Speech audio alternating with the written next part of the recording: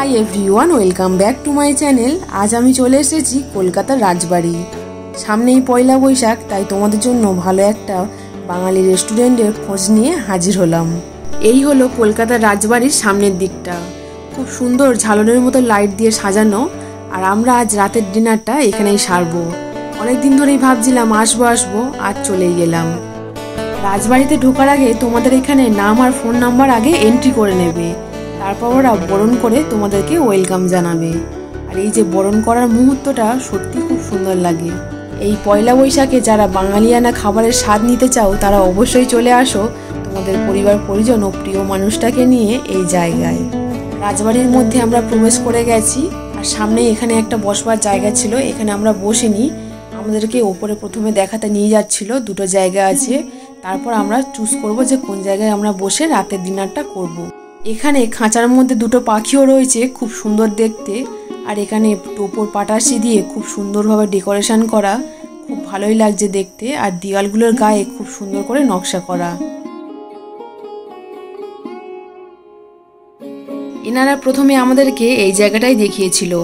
এই জায়গাটা খুব সুন্দর, পরিষ্কার পরিচ্ছন্ন আর খুব সুন্দরভাবে ডেকোরেশন করা। এখানে একটা বড় ঝালানো রয়েছে, সেটাও খুব সুন্দর দেখতে।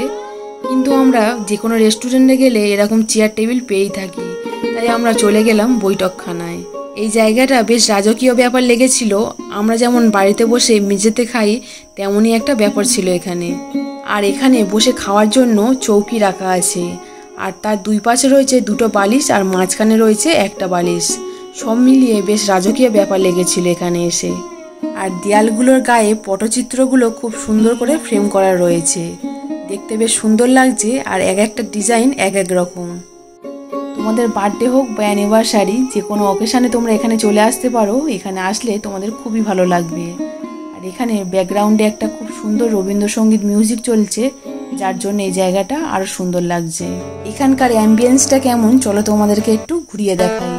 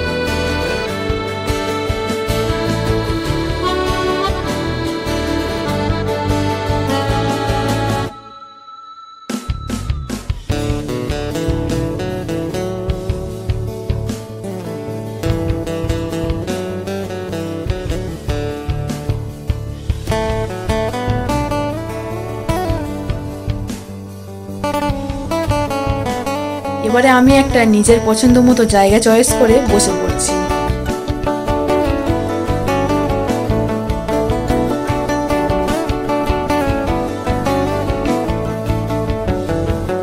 আমি যে জায়গাটা বসেছি সেই জায়গাটার পিছনটা খুব সুন্দর কালারফুল মাদুর দিয়ে ডেকোরেশন করা। এই মেনু কার্ডের মধ্যে কি কি থালি আর কত দাম সব এখানে দেওয়া রয়েছে। ডিজার্টের আইটেম, স্টার্টারের আইটেম আর মেন কোর্স সবই এখানে দেওয়া আছে। আর এখানে একটাই শেয়ারেবল থালি ছিল, সেটা হলো মহারাজা থালি। আর আমরা সেই থালিটাই নিয়েছিলাম। এই থালিটার মধ্যে রয়েছে স্পেশাল ওয়েলকাম ড্রিঙ্কস, এটা দুজনকেই দেবে। আর রয়েছে গন্ধরাজ চিকেন আর ফিশ ফ্রাই।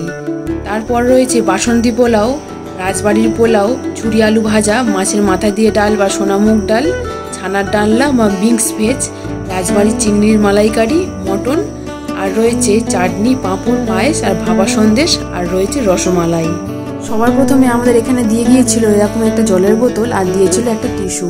যেহেতু এটা দুজনের শেয়ারেবল থালি, তাই দুজনকে এটা দিয়েছিল। তারপর এখানে আমাদেরকে দিয়ে গেল দইয়ের ঘোল, গন্ধরাজ লেবু দিয়ে বানিয়েছে, খুব সুন্দর খেতে। এটা গরমকালের জন্য এটা একদম বেস্ট। দইয়ের ঘোলটা হাফ শেষ করতে না করতেই চলে এসছে এখানে গন্ধরাজ চিকেন, ফিশ ফ্রাই, আর তার সাথে দিয়েছে পেঁয়াজ আর কাসুন্দি।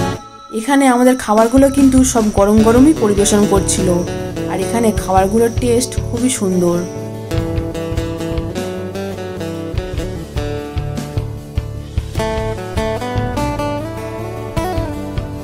আমরা মহারাজা থালির মাটন থালিটা নিয়েছিলাম। আর এখানে এবারে মেন কোর্সে যা যা আইটেম ছিল সেগুলো দিয়ে যাচ্ছে।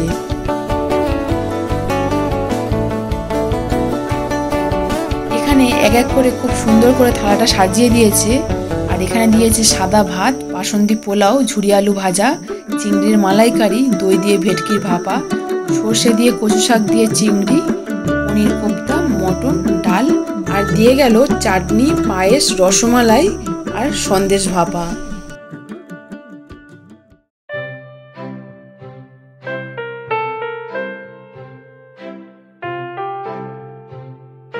কিছু কিছু আইটেম এখানে একটু চেঞ্জ হয়েছে, কিন্তু থালিটা এরা খুব সুন্দর করে সাজিয়ে দিয়েছে।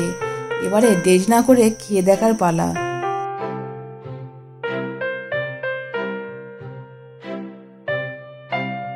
এখানে প্রথমে আমি ডালটা দিয়ে খেয়ে দেখছি, ডালটাও কিন্তু বেশ গরম গরম রয়েছে। এই ডালের সাথে ঝুরি আলু ভাজার কম্বিনেশনটা কিন্তু বেশ দারুণ। এবারে কচু শাক দিয়ে চিংড়িটা আমি খেয়ে দেখছি, খুব সুন্দর খেতে করেছে। আর একটা সর্ষের ঝাঁঝালো গন্ধ, আর পরিমাণ মতো এখানে চিংড়িও দিয়েছে। এরপরে আমি পনির কোপ্তাটা ট্রাই করছি। পনির কোপ্তার যে গ্রেভিটা সেটা খুব সুন্দর করেছে, আর কোপ্তাগুলো খুবই জুসি, খুবই সুন্দর খেতে করেছে। খাবারগুলোর মধ্যে বেশি ঝাল নেই, বাচ্চারাও খেতে পারবে। আর এই কোপ্তার মধ্যে হালকা মিষ্টি ভাবও রয়েছে, খুব সুন্দর টেস্ট। এবারে আমি ট্রাই করছি দই দিয়ে ভেটকির ভাপা। এটা আগে আমি কখনো ট্রাই করিনি, এই প্রথমবার ট্রাই করছি। খুবই সুন্দর খেতে, আর ভেটকি মাছগুলো খুবই সফট আর খুবই জুসি হয়েছে। এবারে আমি খেয়ে দেখবো রাজবাড়ির স্পেশাল চিংড়ি মাছের মালাইকারি। এটা আমি বাসন্তী পোলাওয়ের সাথে খেয়ে দেখবো। আর এটা বাসন্তী পোলাওয়ের সাথে খেয়ে সত্যি অপূর্ব লাগছিল। চিংড়ি মাছের সাইজটা একবার দেখো কত বড়। আমরা বাড়িতে একরকম বানাই, তখন একরকম টেস্ট হয়, আর এখানে টেস্টটা তো আরো অপূর্ব। এবারে আমরা খাবো বাসন্তী পোলাওয়ের সাথে মটন কষা। এই দুটোর কম্বিনেশনটা কিন্তু একদম ফাটাফাটি। এখানে মাটনটা বেশ ভালো কোয়ালিটির মাটন ব্যবহার করেছিল। মাটনের টেস্টটা কিন্তু খুব ভালো, আর সবগুলো রান্নায় একদম হালকা ঝাল, খুব যে বেশি পরিমাণে ঝাল একদম তা নয়, খুবই ভালো। এখানে আমাদেরকে দিয়েছিল টমেটোমের চাটনি। চাটনিটা খুব সুন্দর করেছিল। চাটনিটা খাওয়ার সময় ভিডিও করা হয়নি। আর এখন খেয়ে নিচ্ছি পায়েস। পায়েসটাও খুব হালকা মিষ্টি করেছে, যাতে সবাই খেতে পারে।